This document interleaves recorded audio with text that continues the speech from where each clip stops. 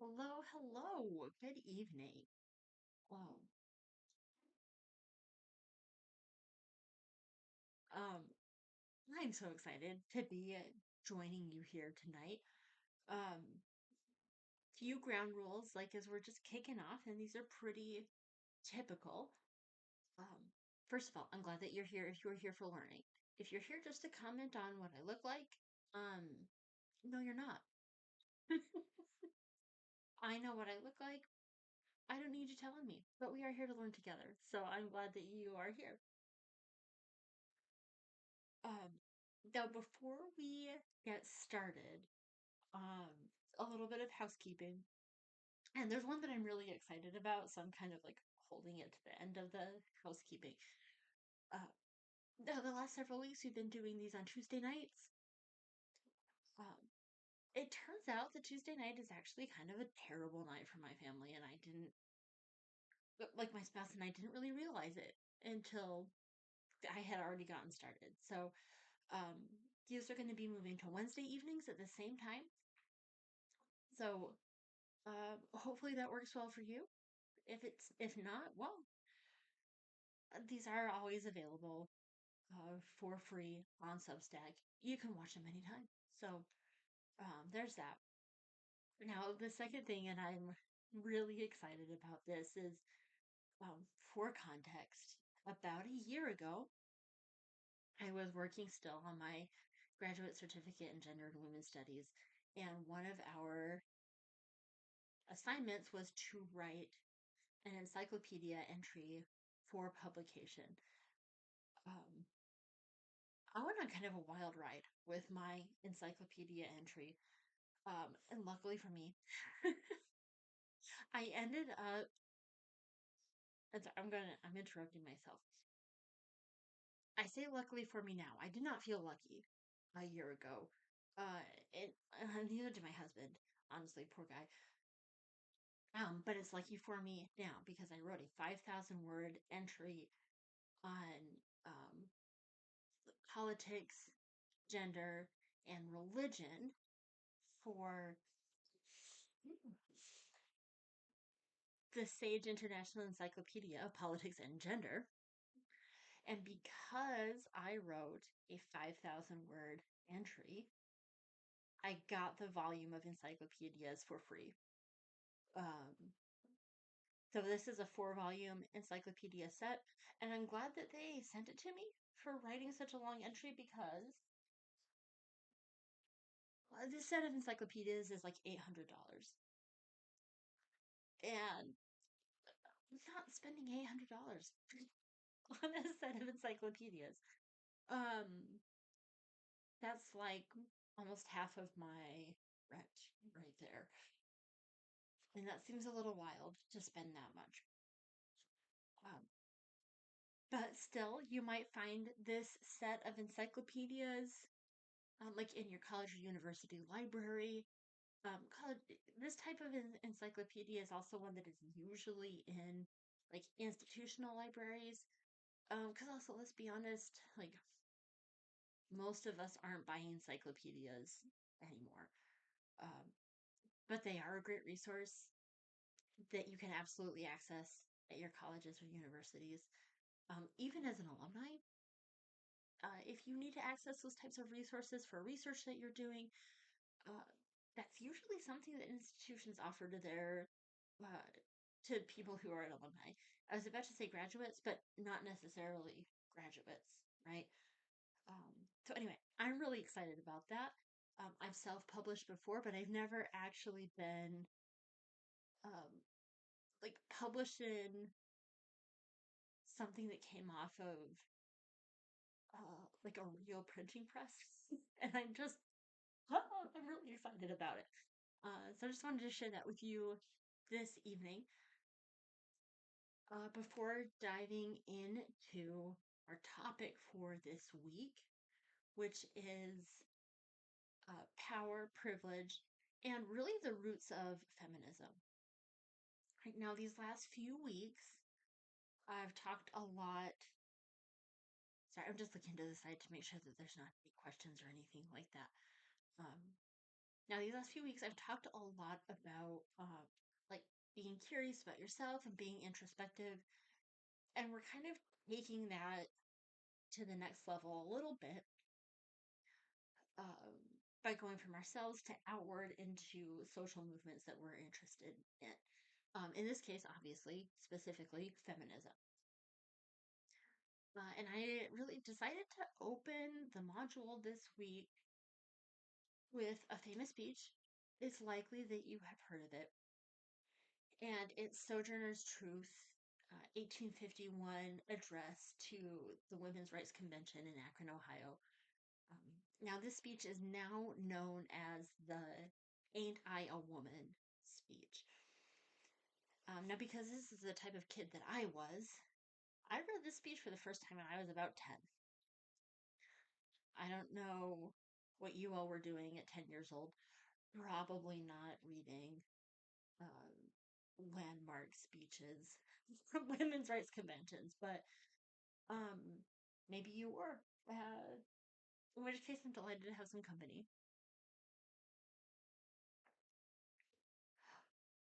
It's just water in my mug tonight.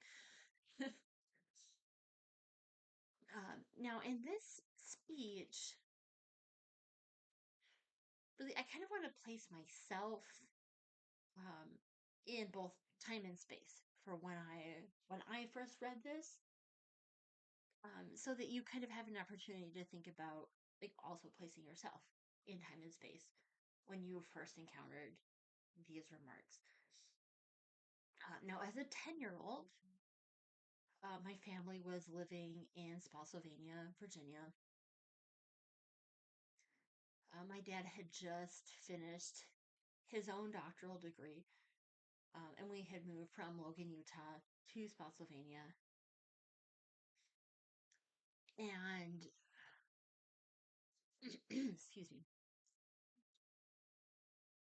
I had really been raised with, uh, now, and I would not use this word to describe myself as an adult, but as a child, I would have described myself as colorblind, which I think colorblind is obviously like a very loaded term, deservedly so. Uh, I think that for children, it can be an appropriate concept to kind of um, start raising your kids with the idea that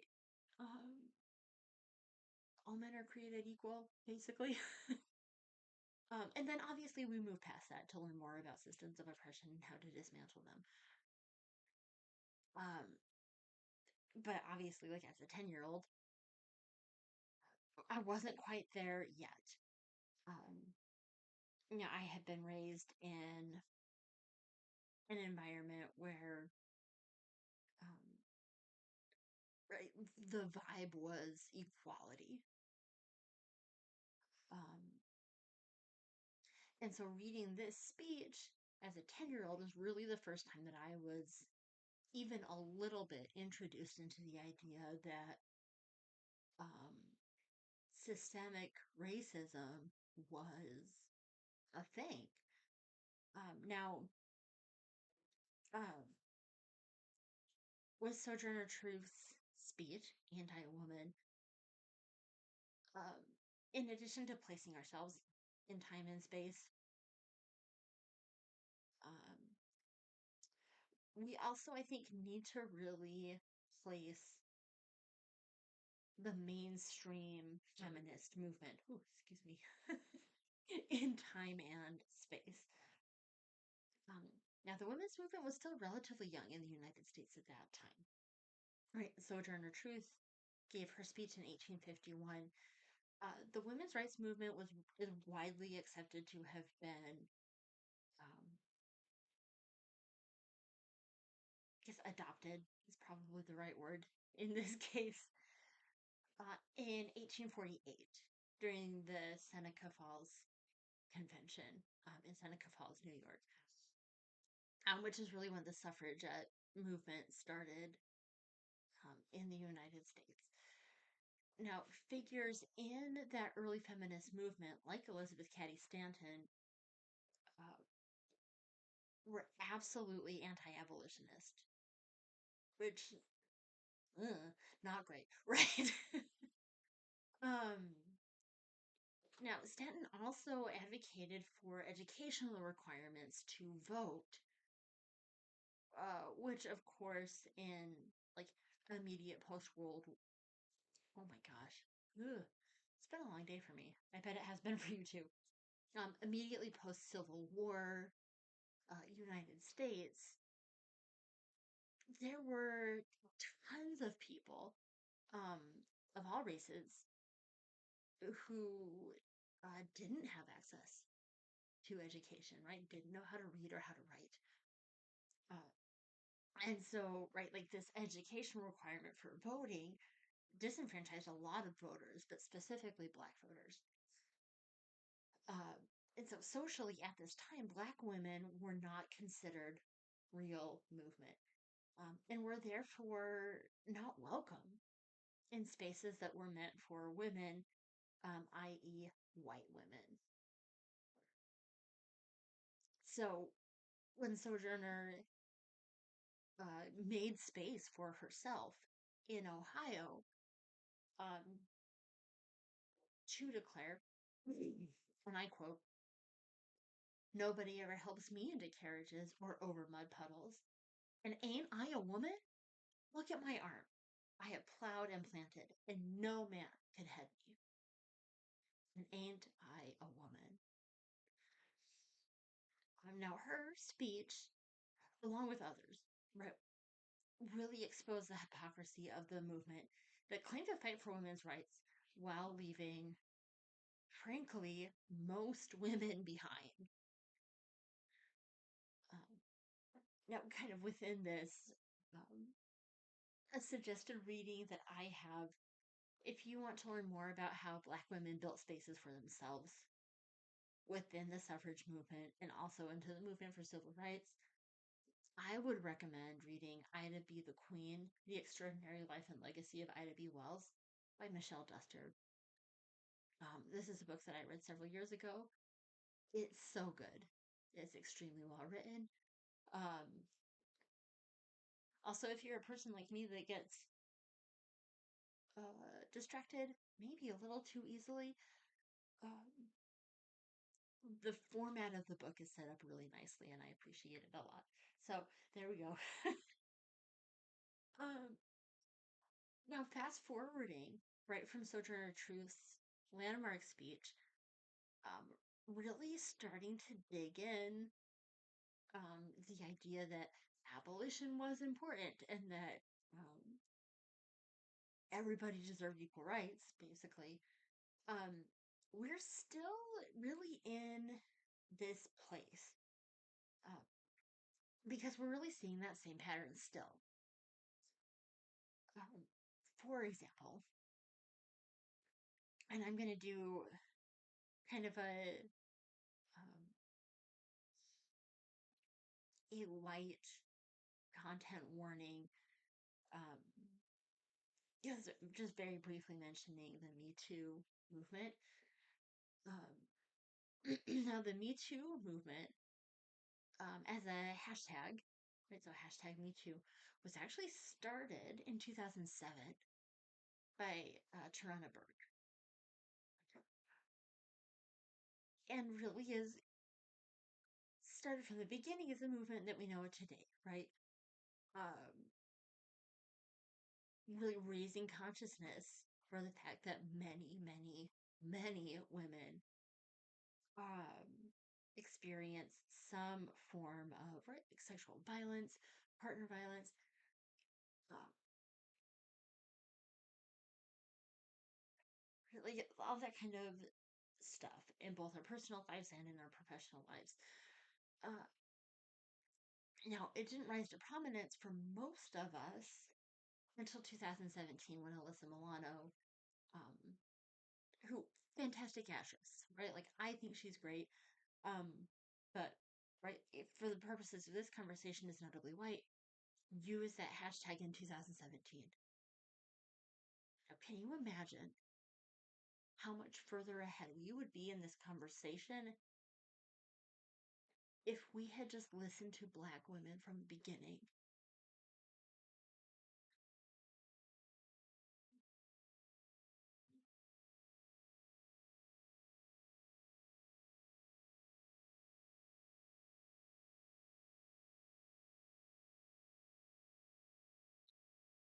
really just want us to sit with that for a minute.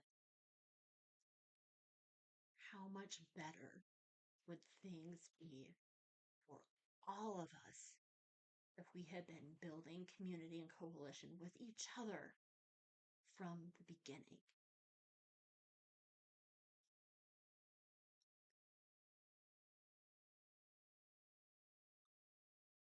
Now, this erasure that I'm talking about is not just limited to social movements. And that brings us into our next, um, I guess I'm going to say like assigned reading of the week, which if you're treating this like a class, that's how you should be treating this. um, is not a reading at all. It's a podcast episode. Um,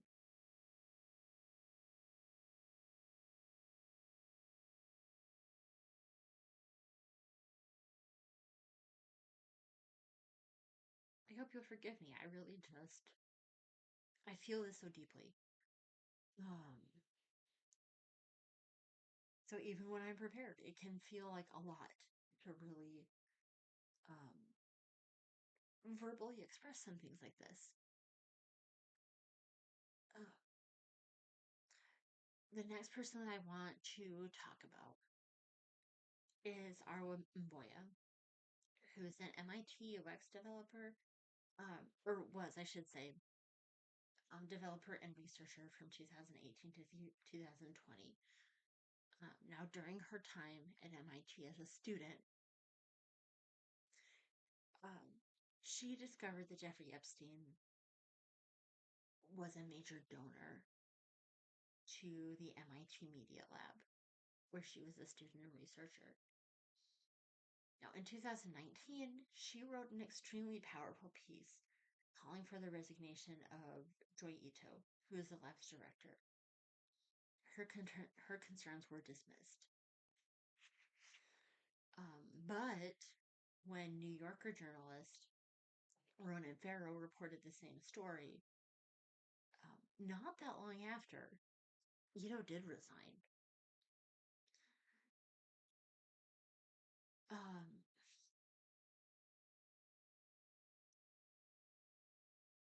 Now, within the podcast episode, and this is an episode of There Are No Girls on the Internet. One of the things that Bridget Todd talks about really eloquently that I appreciate a lot is um, that the MIT Media Lab is often described, both internally and externally, as a way to push forward critical narratives. Um, and because they didn't do that critical self examination work we've been talking about now for weeks, excuse me, we have to, I think that we have a responsibility to stop and think about why these, like, to really think about why the narratives that are being pushed forward for mass consumption are being pushed forward. Um, and it really brings in questions for, right, like, where is the money? Where's the money coming from? What strings are attached to those funds? Are the people that are telling the story, that are spinning the narrative, engaging in that critical work of self reflection? Um, because if they're not, I would make the argument that they're not the stories that we need to be necessarily hearing and paying attention to.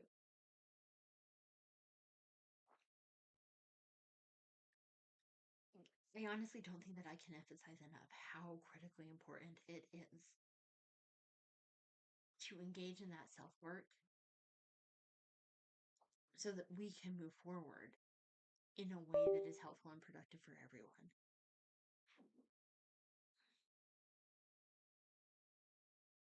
Um, Now, that is really actually all that I have on um, talking about whose voices get heard in the place that racism and sexism have within that space. Um, so I am gonna segue just a little bit to talk about something else that has happened in this past week, and I hope that that's okay. Um, I mean, I suppose if it's not, I'm not forcing you to stay here, but um, so forgive me.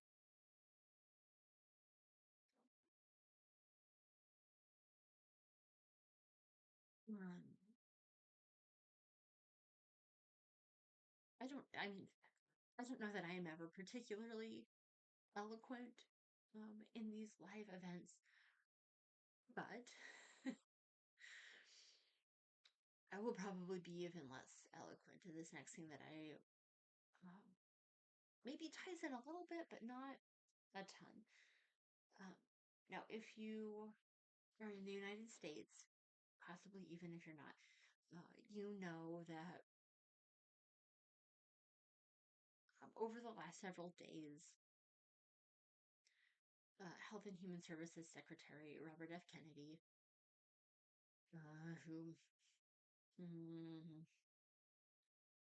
yeah, not the best. Yeah, not the best. Um,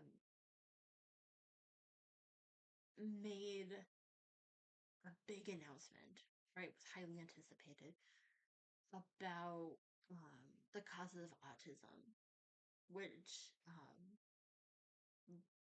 he and his cronies perceive as an epidemic of autism. And I've been extremely worried about this announcement. Um, and as I am wont to do in times when I feel really nervous about things, yeah, I kind of just ignore them. Um, right, because there are times when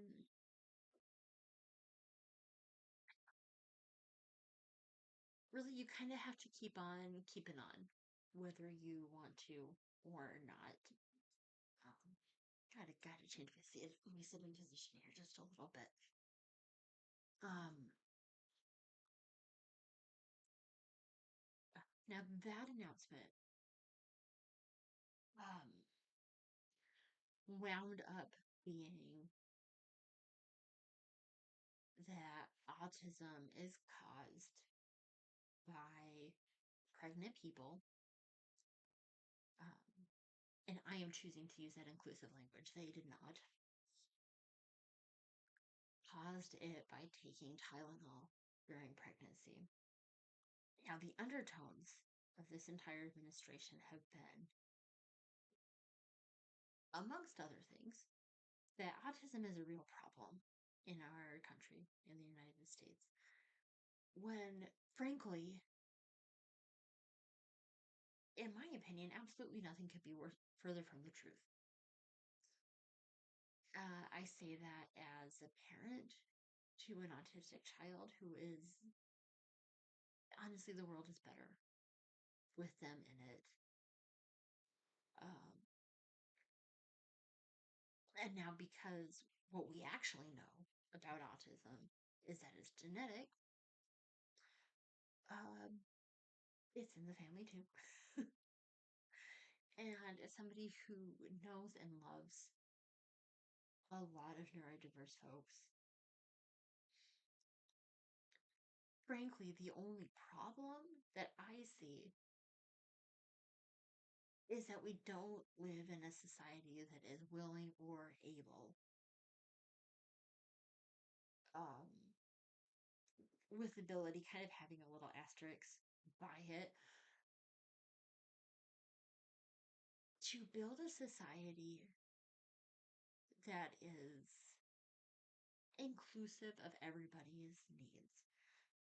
And that means things like uh, fully funding public education, parental leave, uh, affordable and accessible childcare that is high quality in nature.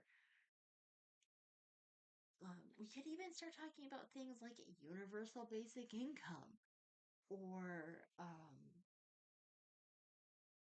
like socialized healthcare, right? Like healthcare for all. Those are things that would make a marked and positive difference in the lives of everybody, really, in the United States. And those are not the causes that they are championing. Now, I guess kind of tying this back into whose voices get heard, there are a lot of us who have been talking about that exact thing for quite some time. Um,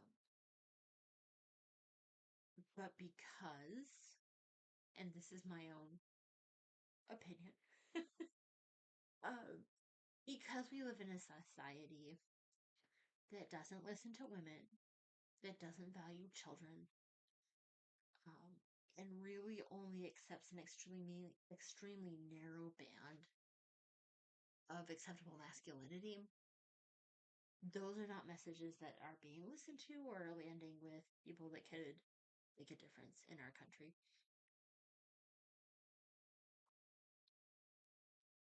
Um, this week has been a rough one. It's been really challenging. Um, and so I think with that, I would really. Oh, hi, Omar.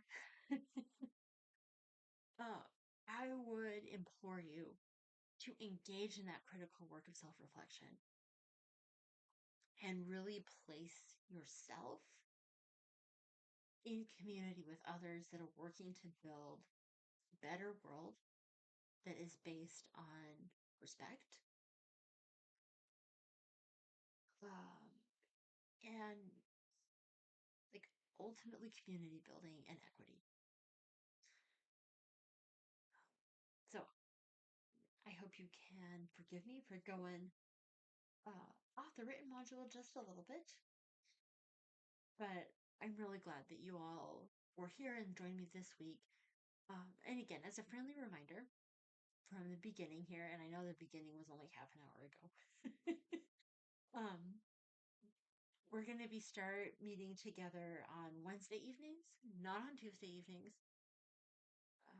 And I'm really looking forward to um, moving through, I believe, these next 9 weeks now with you, to make it here into December.